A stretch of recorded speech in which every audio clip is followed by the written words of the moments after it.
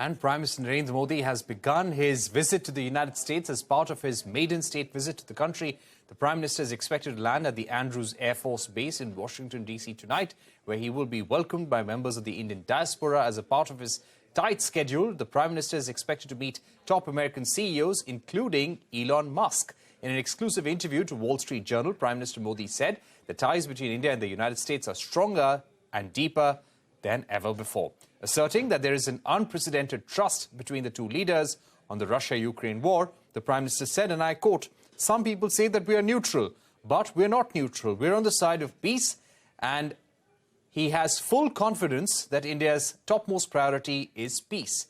End of quote. The consolidation of India and U.S.'s defense ties is one of the key highlights of Prime Minister Modi's U.S. visit. Zaka Jacob gets us more on the proposed mega defense deals from New York.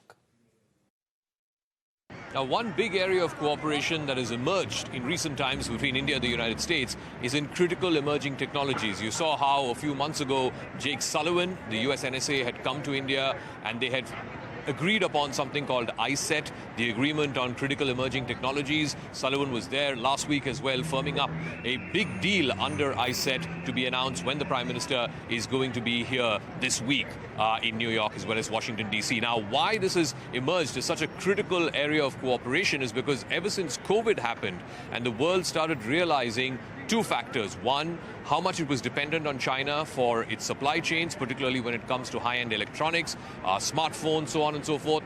And two, that more than 90% of the world's semiconductors were being manufactured by one company, the TSMC, the Taiwan Semiconductor Manufacturing Company.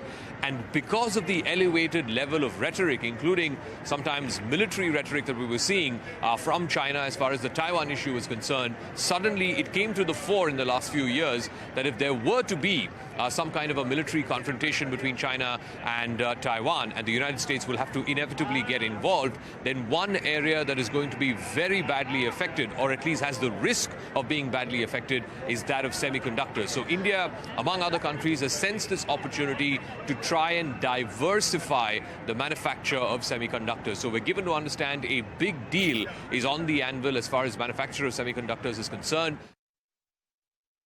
Well, the